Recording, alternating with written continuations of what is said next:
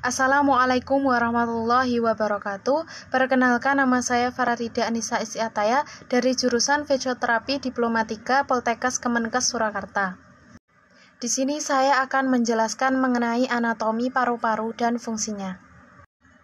Paru-paru sendiri memiliki arti sebagai organ respirasi pernafasan yang berhubungan dengan sistem pernafasan dan sirkulasi peredaran darah dalam tubuh vertebrata yang bernafas dengan udara.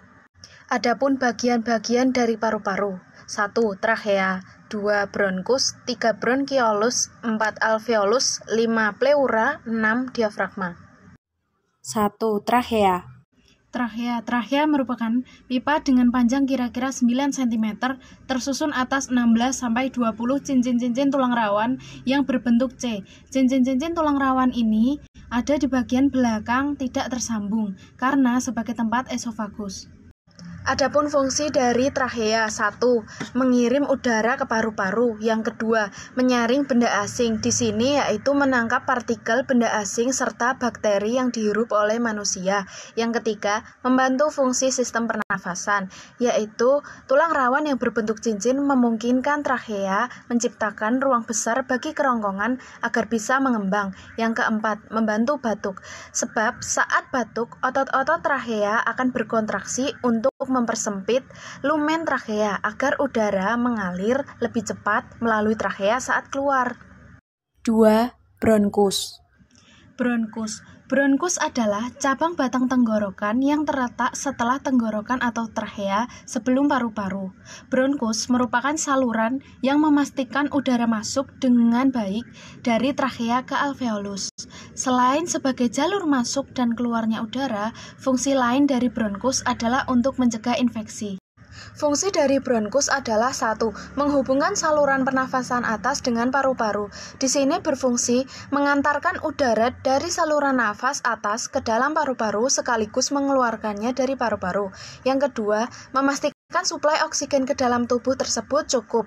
Yang ketiga, menghalau masuknya partikel asing ke dalam paru-paru yang berperan dalam menjaga kualitas udara yang dialirkan ke paru-paru.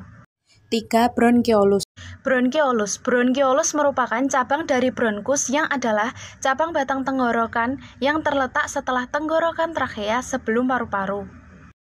Fungsi dari bronkiolus: 1. Menghubungkan saluran pernafasan atas dengan paru-paru. Di sini bronkiolus akan membawa udara yang kaya akan oksigen ke kantung udara alveolus. Yang kedua, memastikan suplai oksigen ke dalam tubuh, yaitu otot-otot halus yang menyusun sebagian besar struktur bronkiolus akan menyempitkan dan melebarkan jalannya nafas. 4. Alveolus. Alveolus merupakan saluran akhir dari alat pernafasan yang berupa gelembung-gelembung udara, memiliki dinding tipis, lembab, dan berlekatan erat dengan kapiler-kapiler darah. Alveolus terdiri atas satu lapis sel epitelium pipih, dan di sini darah hampir langsung bersentuhan dengan udara. Adapun fungsi dari alveolus: 1. Memindahkan udara masuk dan keluar dari paru-paru ventilasi. 2. Pertukaran oksigen dan karbon dioksida. 3. Tempat penyimpanan udara dalam tubuh. 4. Memompa darah melalui paru-paru. 5. Pleura. Pleura merupakan lapisan selubung permukaan rongga pleura dan isinya terdiri atas pleura visceral dan pleura parietal. Adapun fungsi dari pleura: mengeluarkan cairan yang disebut dengan cairan serous yang berfungsi untuk melumasi bagian dalam rongga paru-paru agar tidak mengiritasi paru-paru saat mengembang dan berkontraksi saat bernafas. 6. Diafragma. Diafragma merupakan otot rangka atau otot lurik yang membentang memisahkan organ-organ dalam perut, yaitu usus, lambung, limpa, dan hati, dengan organ dada seperti paru-paru dan jantung. Adapun fungsi dari diafragma: 1. Mencegah terjadinya naiknya asam lambung ke kerongkongan reflaks pastereofageal dengan menjaga tekanan pada kerongkongan. 2. Meningkatkan tekanan di bagian rongga perut untuk memunculkan refleks batuk dan muntah. Terima kasih atas perhatiannya. Maaf bila ada salah kata dan kurang dalam penyampaian. Saya mohon maaf yang sebesar-besarnya. Wassalamualaikum warahmatullahi wabarakatuh.